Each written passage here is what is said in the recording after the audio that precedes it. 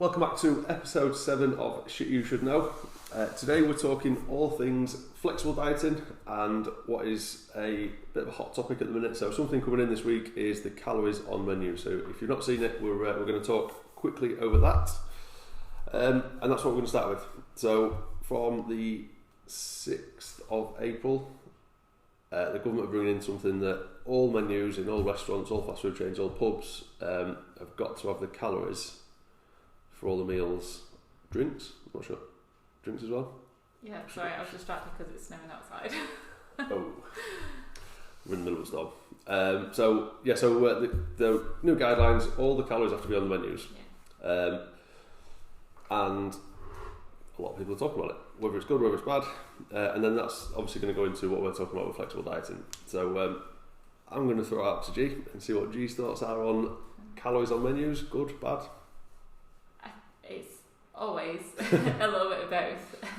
It's good because I think as a nation we do need to be more aware of how many calories are in things and understand the importance of the energy intake, energy output, because there is an obesity epidemic, and that's pandemic? Not another pandemic. Sure, epidemic. Can't be doing another pandemic. The pandemic. So for people to start understanding a little bit more with the calories, like, it is important because we need to, because it's the fundamental to losing fat and gaining fat. So it will be helpful and will help people track their calories and understand that actually eating out isn't just 500, it can be about 2,000 calories, which is just one meal, but you've had all the rest of it on top. So I think it'd be good for education wise, but then of course there is the people that have had eating disorders in the past and people that haven't got a good relationship with the numbers and just want to have a break from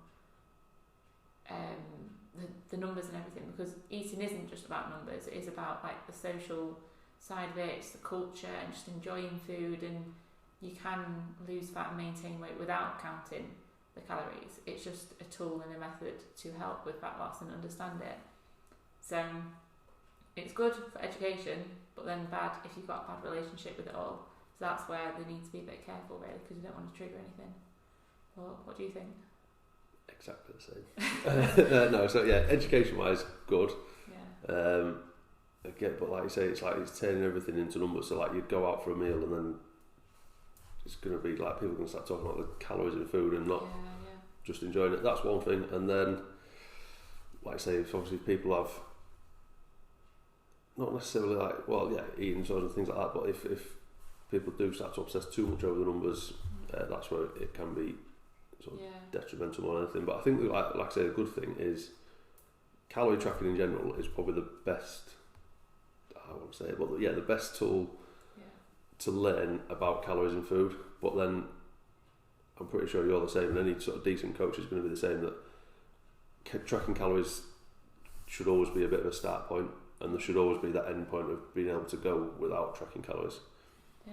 Putting calories on all the menus when everyone goes out is like you can't get away from it then.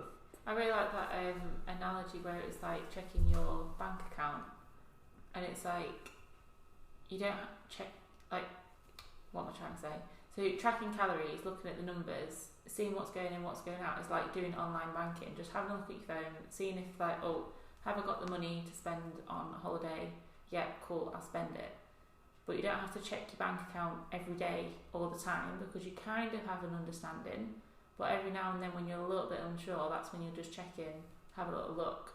And that's the same with the calories. But if we're then forced to look at calories every time we go out, it's a bit like, I don't want to be reminded every single time that, actually, I'm going to have a good 2,000 calories here, I just want to enjoy it. Because even though, it doesn't take into account like the averages, does it? Because if you do have 4,000 calories in one day, it doesn't mean you're suddenly going to gain fat. That's just one day. It's not looking at the rest of the day. So if you were eating out every day, breakfast, lunch, dinner, or even just 2 meals, then it would be helpful for people to realise that it is adding up. But if it's once a week and you've gone from just enjoying that social time and not gaining fat, and then suddenly you see the the calories, you think, oh God, I can't have that because there's so many calories, I'll gain fat. And it's like, well, you've done it for the last 10 years and you're where you are still, because your body does average it out, and it depends on everything else in the week. It's not just that one meal. So that's where, again, it's got to be careful, because people that don't understand calories enough will take that one meal too far. And if people don't know how much they're supposed to have as well, they think that each meal has got to be like, because everyone, when they're losing fat, it just goes, oh, I'm trying to have 200 calorie meals, like that's good, isn't it? It's like, well, no, that's that's a snack. Like a protein bar has 200 calories in it. Like, knowing that actually 600-700 calories for a meal, even 1,000, depending on who you are, what you do, and how much you like to eat, it is okay. So as long as everyone's got the education around it, it'd be fine. But not everyone has access to that and wants to, and I don't know, it's a bit weird. Yeah, that's the biggest thing, is that education around it. Like, if someone has had or is using a decent coach for the diet, they'll be able to go out and just look at the calories and think, that's 1,000 calories, no worries, I'll sort it out tomorrow. Or whatever. Which sort of brings us into flexible dieting, which is more your bag than mine, to be honest. So I'm going to just leave you to roll with this one. We had a question on sort of around flexible dieting, and that sort of like goes in again to what we spoke about calories and menus and stuff. So the question was something along the lines of, don't quote me on it, but will eating a pizza ruin my progress or knock me off track? Yeah. What was your answer to that? No. So I used to think it as well when I was younger and didn't understand calories and stuff. It's like, if you have a takeaway, it's kind of drilled into you that, oh, that's a fattening food. So have a takeaway, like eat curry, naan bread, all that kind of good stuff, and you go, I'm going to gain fat. And like young girls as well, even adults, like pinching the skin, going, oh, I'm gaining fat just from that one meal. But it's not how it works either. So understanding more about the calories and going, actually, I can have this meal, work it into my day, work it into my week, and the body doesn't just gain fat like as soon as you eat food. So that's where flexible dieting, it's kind of annoying that every kind of way of eating has a name now. You can't just eat. But it is a nice way to look at the calories and go, actually, if I have a pizza and it's 1,000 calories and I'm aiming for 2,000 today, I've actually still got enough for a 500 calorie breakfast and a 500 calorie lunch, which is, again, is a good, decent sized meal. So the flexible dieting works is, as long as you're hitting your calories, you can lose fat. So you could have 2,000 calories worth of McDonald's and Pop-Tarts. Sounds good. And if you're in a calorie deficit, so if you're losing fat at 2,000 calories and you're moving a lot, then you will lose fat. But the thing with that is that when you actually look at how much food you get for the McDonald's and Pop-Tarts, you realise it's not actually that much food.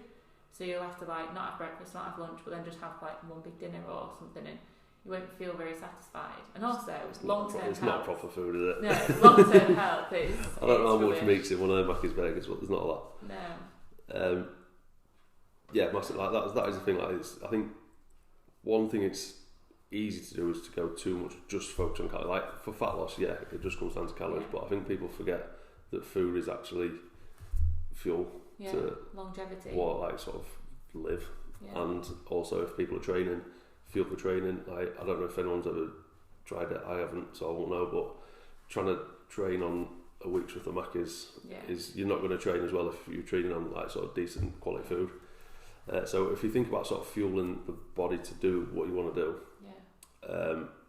what was I going with that? About the calories. So it becomes more than just numbers and calories, and that's where I think people need to go with like flexible dieting and more. So if you can sort of base your meals, like I know one thing sort of that you do and we do at Unit 1 is focus on getting 3 good quality meals in a day, with some fruit and veg in every meal, with some protein every meal, with a decent source of carbs every meal. And then if you're doing that like 80-90% of the time, then you can just have a pizza and there's nothing, you don't even need to think about the calories in the pizza, or need to worry, are you going to go off track? Like you've got all the good stuff in, so having a pizza is not going to kill you, and it's not going to ruin your progress, and it's it's a pizza at the end of the day. It's a bit of dough and some tomatoes.